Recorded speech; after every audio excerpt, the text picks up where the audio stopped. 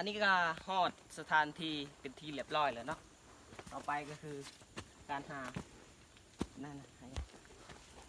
มาเนี่ยเยอะเขาโตอย่างเงี้ยตัวนั้น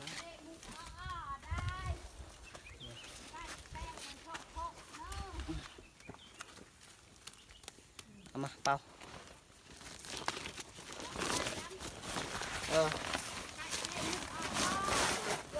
ใช่เลยพอดีแล้วนะ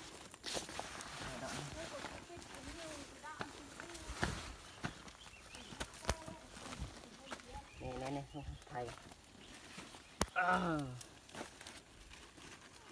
เว้ย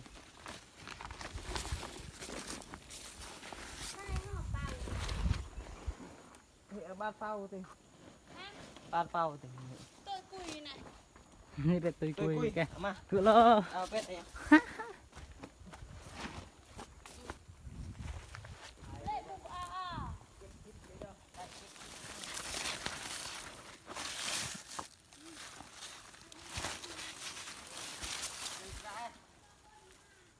ไก่อันไก่ย่อมเลยนะ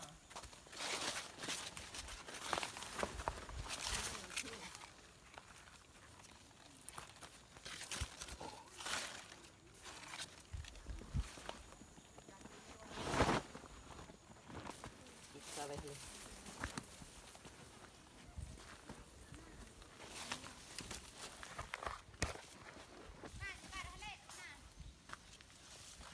นี่ต้นข้าวโอ้โคตรงามเลยข้าวนี่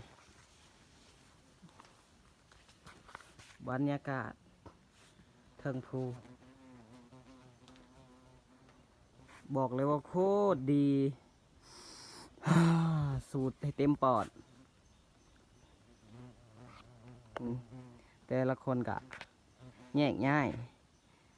หาเก็บมักแตงมาเบิ่งว่าไผสิได้หลายมื้อนี้ทีมงานเฮาก็ได้แล้ว2 หน่วย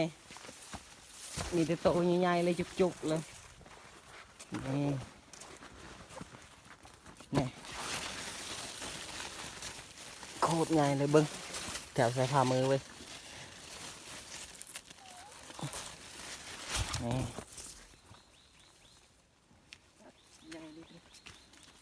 เอาไม่ปุ้ยกันนี่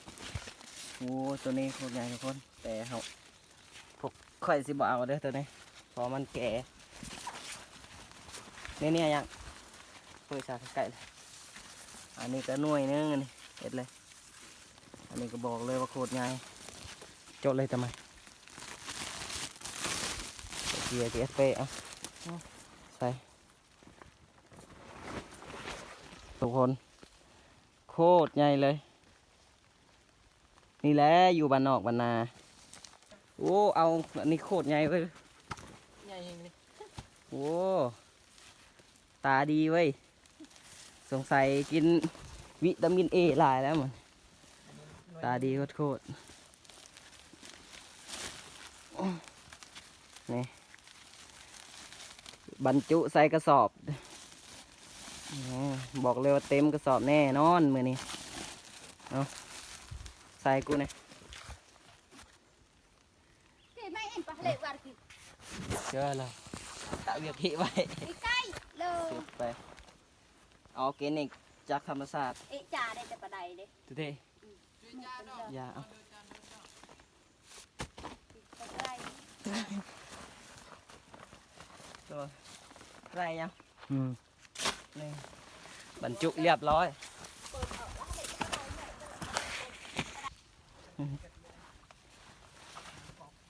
เราเอ๊ะเต้นอะไรเจียวยาวทีเดียว นี่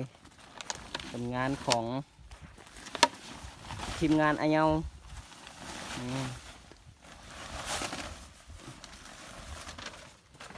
โอ้โหนี่ก็โตใหญ่จุกๆเลย นายยันนายเอ็นยันที่ขัดยอม เยอะเอ็นแกก็เลย